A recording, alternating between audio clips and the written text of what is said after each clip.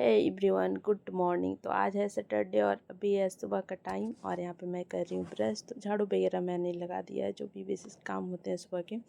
और उसके बाद मैं यहाँ पे आ गई हूँ बालकनी में। तो यहाँ मैंने नाइट में डाले थे कपड़े धोकर। तो देखिए यहाँ पे 3 कपड़े मैंने एक साथ डाल रखे हैं और उसके अंदर भी कपड़े हैं, लेकिन गर्मी का मौसम है तो सारा ही सूख गया था और अभी इसको धूप लगाने की ज़रूरत भी नहीं पड़ती है। तो मैंने नाइट में सारा बाहर ही डाल रखा था। कपड़े बहुत ज़्यादा हो गए थे तो एक के ऊपर एक मुझे रखनी पड़ी थी।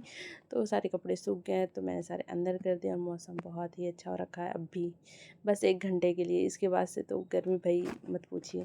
तो यहाँ पे मैं चली गई थी नहाने के लिए और नहा धोकर मैं यहाँ पे हो गई हूँ रेडी।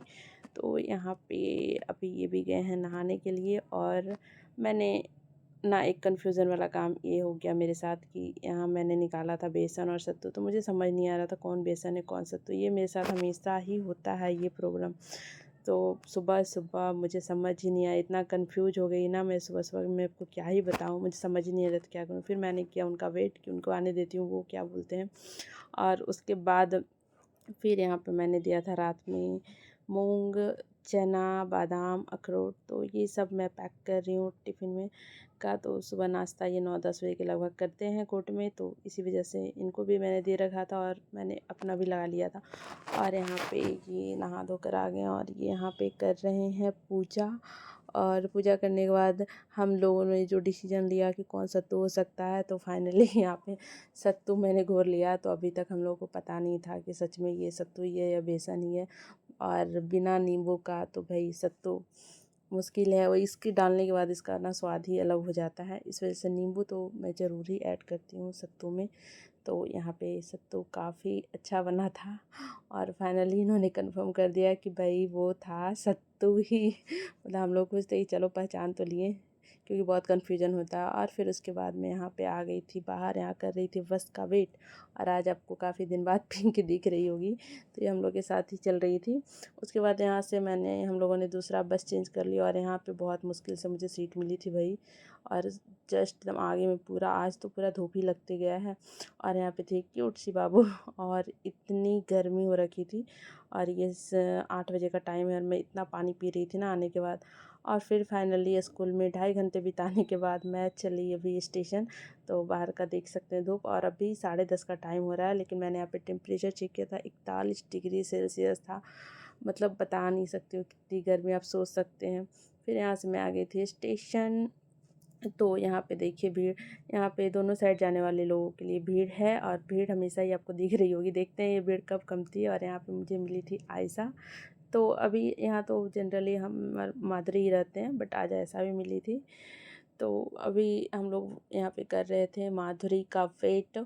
और यहाँ देखिए बैठे बैठे मुझे नींद आ रही थी, क्योंकि काफ़ी लेट ट्रेन आया था।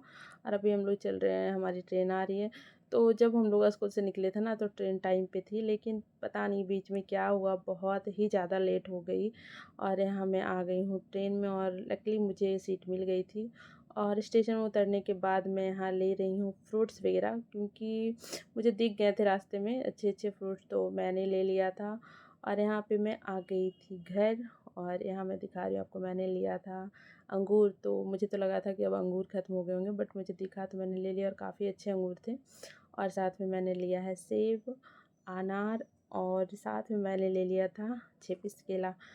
तो अभी ये सब रखने के बाद मैं यहाँ पे सीधे आ गई थी किचन में, क्योंकि मुझे घर आते आते हो गए थे 1:15।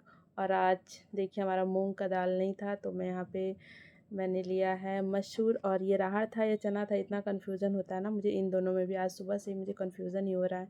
फाइनली जो भी था मैंने मूंग मसूर के साथ, पता नहीं राहड़ थी या चना थी, खैर खाने के बाद मुझे पता चल गया था कि क्या था। तो यहाँ पे मैंने चढ़ा दिया सारा चीज़ और उसके बाद मैंने कपड़े चेंज कर लिए हैं। और उसके बाद मैं सारे कपड़े फ़ोल्ड कर रही हूँ जो मैंने सुबह लाए थे, क्योंकि सुबह उतना टाइम था नहीं मेरे पास कि मैं फ़ोल्ड कर सकूँ। तो जैसा था मैंने लाकर वैसा ही रख दिया था। उसके बाद अभी सारा कर रही हूँ मैं फ़ोल्ड। और एक साइड मैंने यहाँ पे चढ़ा दिया है दाल, और दाल के अंदर ही मैंने आलू डाल दिया तो चोखा हो जाएगा। और उसी के अंदर मैंने पटल डाल रखा है तो उसका चटनी हो जाएगा। तो अभी जैसे कि मुझे ना आ जाने में लेट हो गया, 1:15 बज गया था।